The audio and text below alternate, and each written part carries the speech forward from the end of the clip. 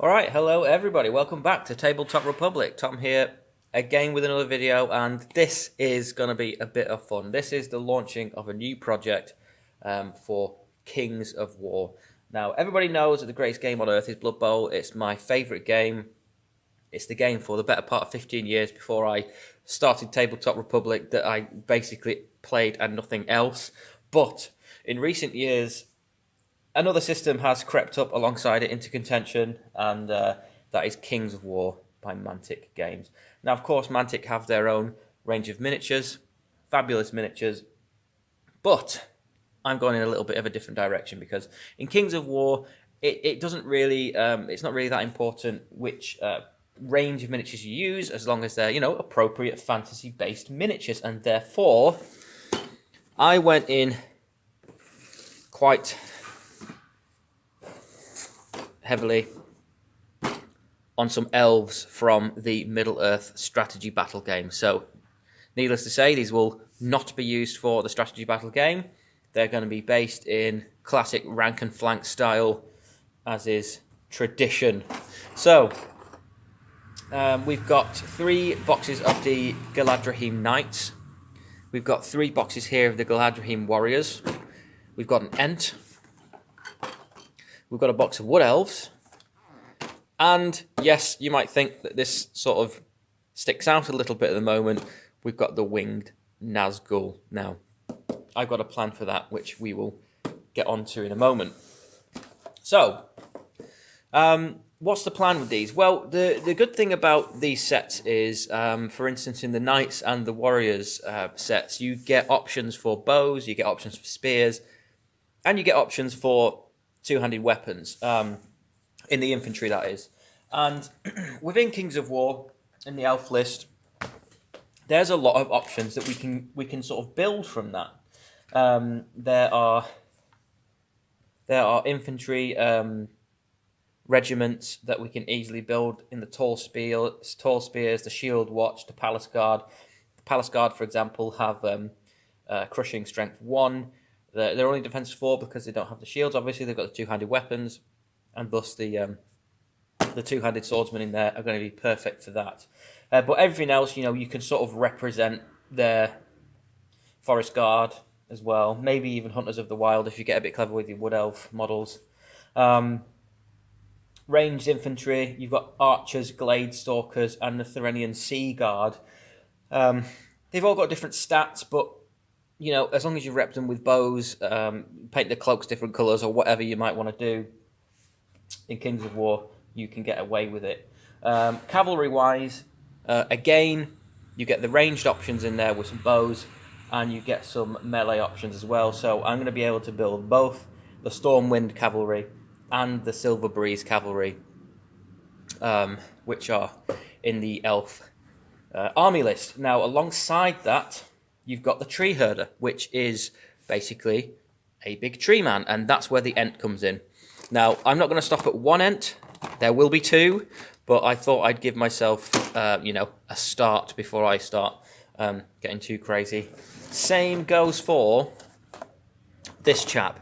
Okay, so what I'm going to be doing with this is removing the rider off there, putting an elf rider on it from one of the cavalry boxes, and he's going to then be a dragon lord, elf dragon lord. So I will also be getting 2 of those, more than likely.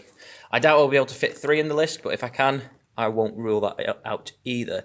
The Wood Elves, that box I got for a variety of purposes, almost like a utility box in this army. And we'll start with the Wood Elves. So, round bases, I shan't be using them. The only sticking point on this army is the fact that my order for MDF square bases got stuck on an e-check by PayPal, so I'm going to have to wait a few days for that to clear before I actually get my bases to put these guys on. Struggling with the... There we are. Lovely single piece sculpts. These are obviously some of the older miniatures in the Lord of the Rings range, but again, You get options here. You get spears, you get double-handed weapons, you get the bows, and there are a myriad of uses that I can use these guys for. So you get that sprue, the same sprue twice there. And what I'm going to be using these guys for is this one here. I think is going to make a great character model. So we've got in the unique units in the elf army list, you've got Madriga the elf, and I think that that chap is going to be a good use for that. The others, you know, there's a variety of uses that we can use them for. If I do chariots, they can be chariot riders. If I do bolt throwers, they can be the crew for the bolt throwers.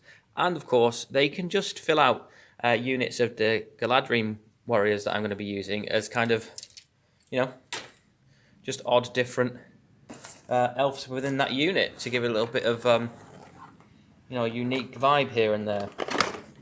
So next we'll have a look at the Ent, who is, as I said, going to be the tree herder. Tree herders are great because of the radiance of life. I mean, they've got crushing strength 3, strider, inspiring, pathfinder, they're dash 18 on the nerve, and defense 6. I mean, they're not cheap at 260 points, but you know, there's a reason they're a very popular choice at the moment. So, if you've never seen these, you know, these sprues before, maybe you aren't a avid Middle Earth enthusiast. You never really looked to these games before now. I have to admit, it's the first time I'm looking at this Ent sprue, as old as it is, but again, like I said, for far too long, I was Blood Bowl and nothing else. So there's the Ent. As I said, probably will not be the only one that I get. Quick look now at the Cavalry.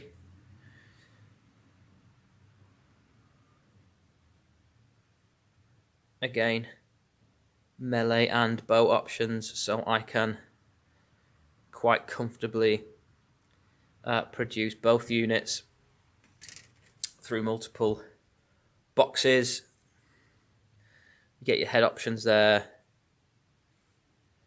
A banner, which is nice because I might even pop that in an infantry regiment or something. Or again, you know, I can stick that on an individual character, because standard bearers, if you will, in Kings of War are basically individual characters, and their aura affects whoever they may be within range of.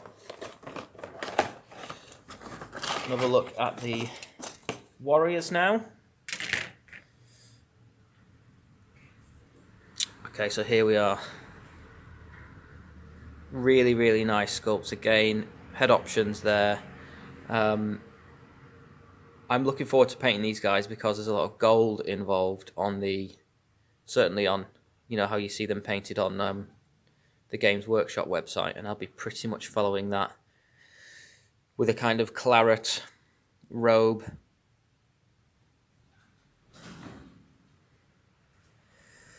The shields are also really, really nice because of the molded detail on there, and it's just gold, so it's a bit of dry brushing, you know, a bit of washing, and away you go.